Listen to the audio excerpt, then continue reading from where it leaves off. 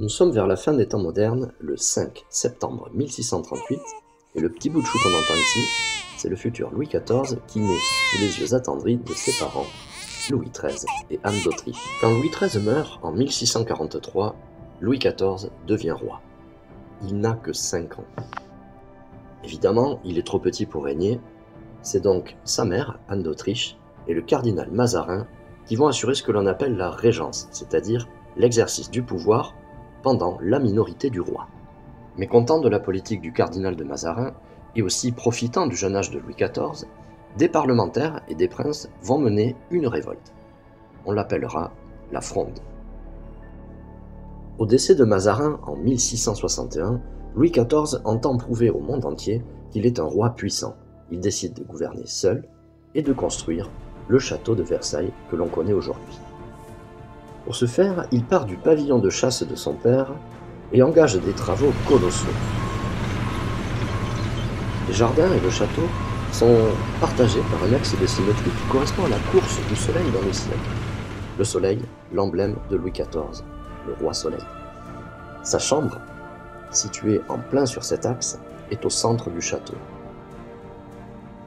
La galerie des glaces, l'été, est actuellement visitée par 40 000 visiteurs par jour. À Versailles, Louis XIV accueille une cour remarquable. Il lui offre des tas de divertissements. C'est un moyen pour lui de contrôler la noblesse et de la surveiller. À Versailles, le planning est minuté du lever du roi aux danses, aux spectacles, aux repas. Tout est codifié, tout est planifié. On appelle cela l'étiquette. Versailles est le lieu symbolique du rayonnement culturel et artistique sous le règne de Louis XIV. En effet, le roi accueille Lully, Molière, La Fontaine, etc. Louis XIV fait briller la France culturellement, artistiquement, architecturalement, mais aussi sur les champs de bataille. Il est un roi guerrier qui livre bataille sur toutes les frontières de la France. Il agrandit ainsi le royaume. Vauban, son ministre de la guerre, est chargé alors de fortifier les frontières. Il crée ainsi de nombreuses citadelles qui restent célèbres.